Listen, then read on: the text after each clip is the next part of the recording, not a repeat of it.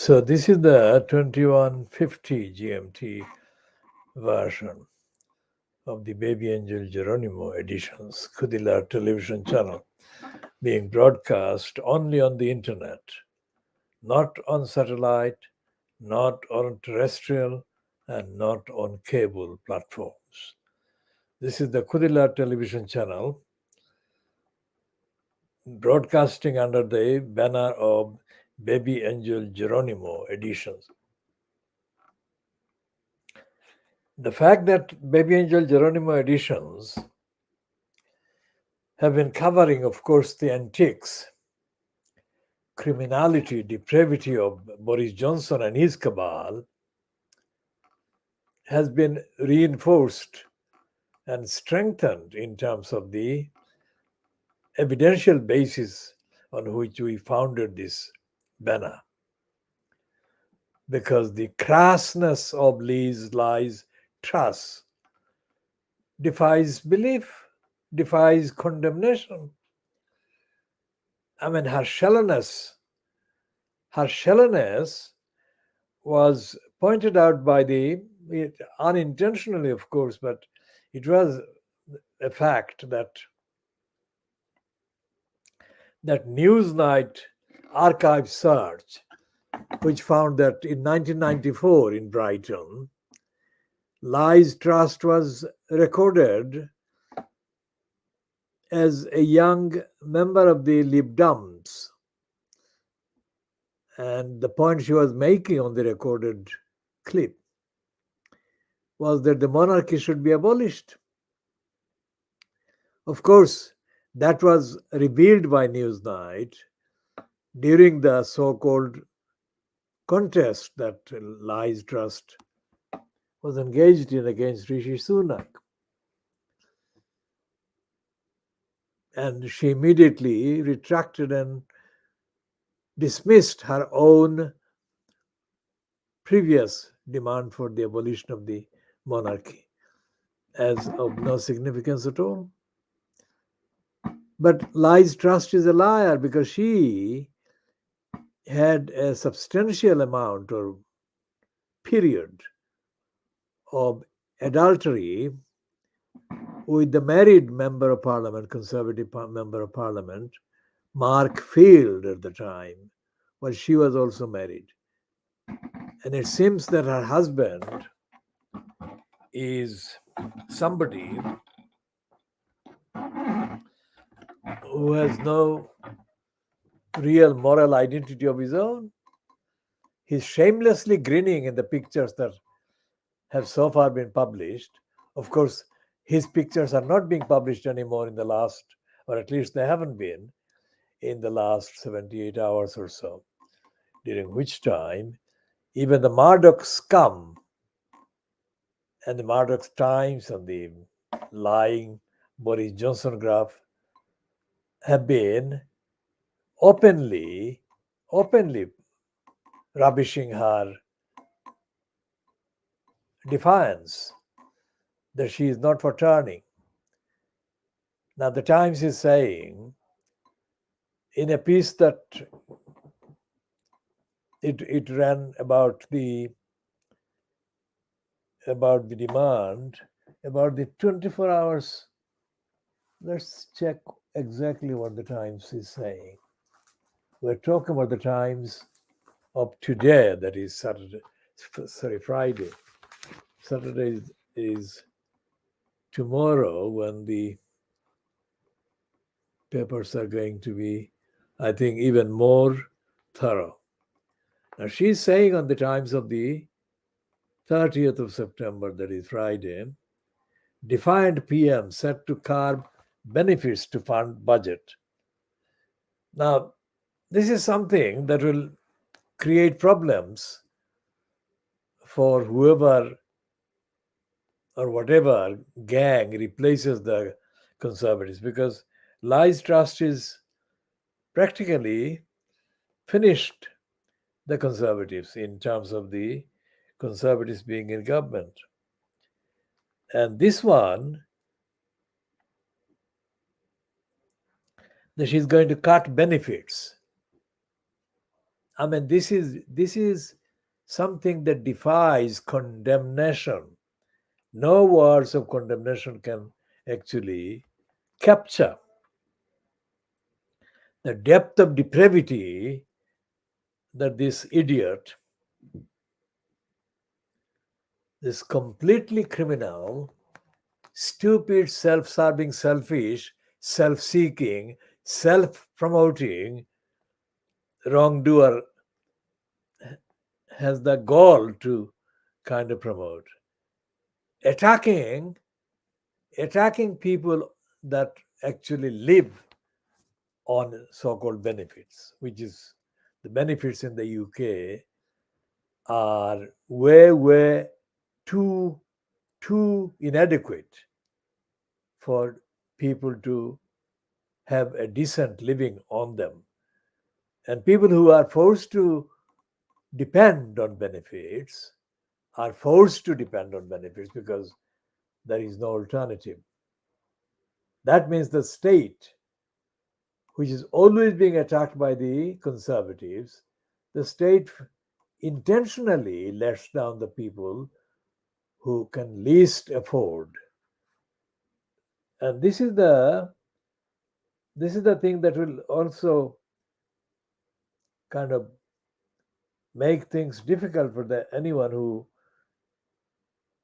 replaces the conservatives, whether it's a so-called coalition or a straightforward Labour Party victory, whatever is the actual form of the banner or the label or the frontage of the cabal that replaces the conservatives that are sinking, whoever or whatever replaces will not really solve the problem of poverty and hardship and deprivation that have been intentionally created over decades by the succession of so-called governments.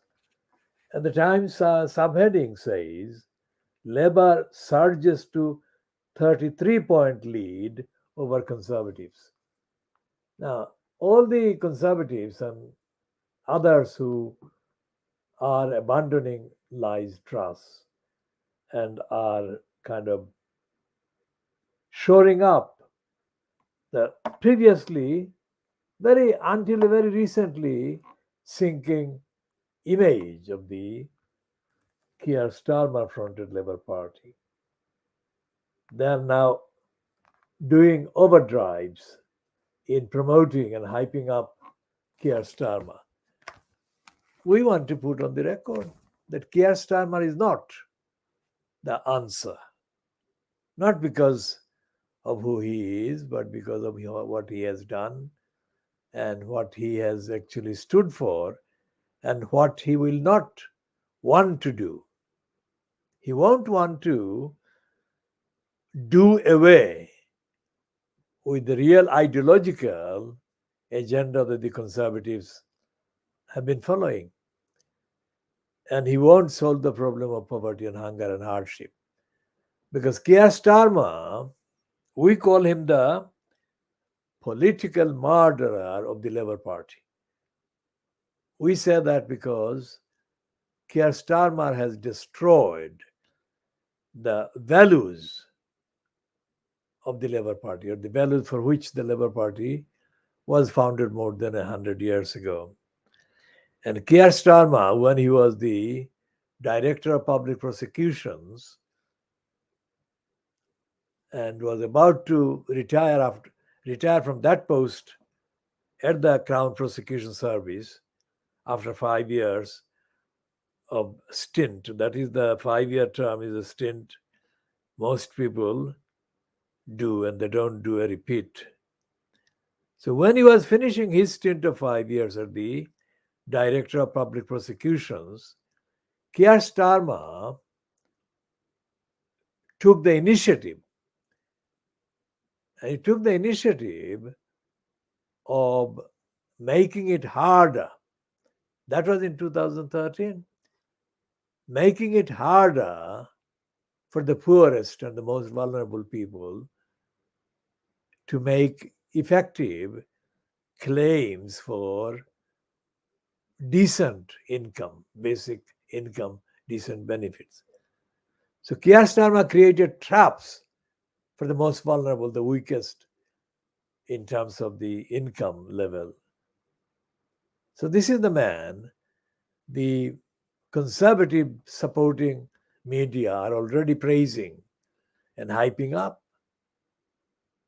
I mean, the bit of the interview that the Sky News Beth Rigby has done with Keir Starmer, that ended as broadcast with Beth Rigby asking him, "You going to be our next prime minister?" And Keir Starmer said yes. That question was wrong, as was Starmer's answer. Because the focus there has been on Starmer being the country's next prime minister. Our means the UK's next prime minister. The focus should have been on how significant and how noticeably significantly different policies will be put in place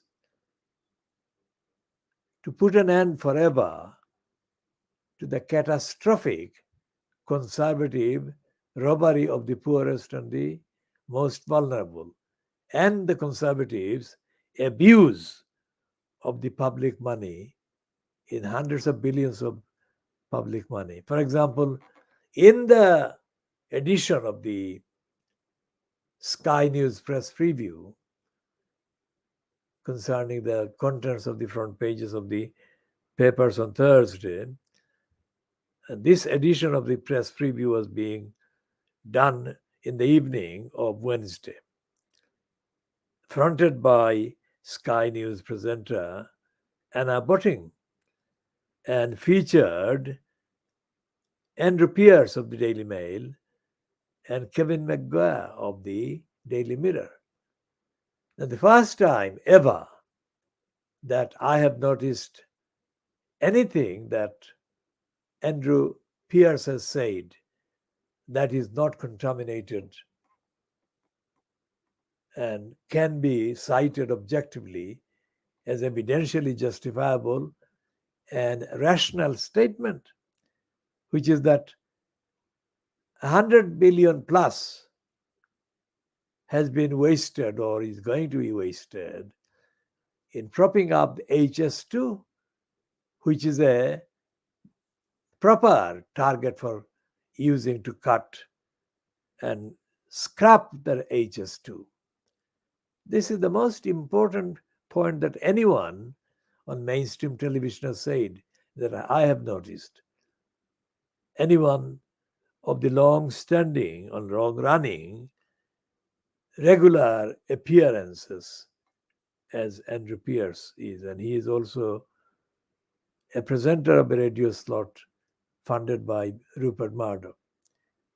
Now, this was so significant that it affected hundreds of billions of pounds plus, and it showed up. The fact that HS2 has not been targeted for scrapping by Liez Truss or anybody else is made even worse by the fact that Keir Starmer or any of his so-called frontbenchers in the so-called shadow cabinet, they have not mentioned just how wasteful and illogical and irrational and wrong HS2 is for the economy, for the society. And Kevin McGuire, our movement always observed that Kevin McGuire is a shallow, so-called left-wing commentator. He's shallow, he's ignorant, and he's highly dishonest, deeply dishonest. McGuire had that chance to comment on HS2, but McGuire let that pass. And of course, Anna Botting, representing Sky News, which is a part of the supporting platforms for the big business crooks. She is not expected, and she was not expected to comment on Andrew Pierce, but Andrew Pierce did make the most important, significant, original, and in all of the facts, honest comment about how absurd and undesirable and worthless HS2 is. And what he did also added to his credibility in that statement. He said that people are not traveling on trains in the numbers that they would have been doing or used to be doing. Now, of course, Andrew Pierce is a member of the Daily Mail's propaganda unit and propaganda service. So I don't expect Andrew Pierce to go all the way and tell the whole truth about HS2. Now, here are some other additional points about the whole railway network or networks, the railway so-called system in the UK.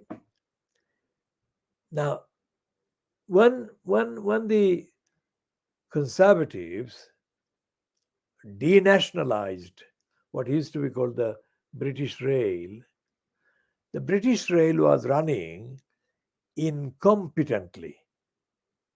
British Rail was denationalized and privatized based on the overwhelming evidence of incompetence and huge wastes of public money. Now, there are increasing calls for re-nationalizing railway system. But when they talk about the re-nationalization of the railway system, the Labour Party's side don't mention HS2. So there is continuing, persistent hypocrisy and dishonesty on the part of the Labour Party front bench. And we are going to continue on this theme literally within the next 10 minutes. So this part ends here, 17, just under 18 minutes.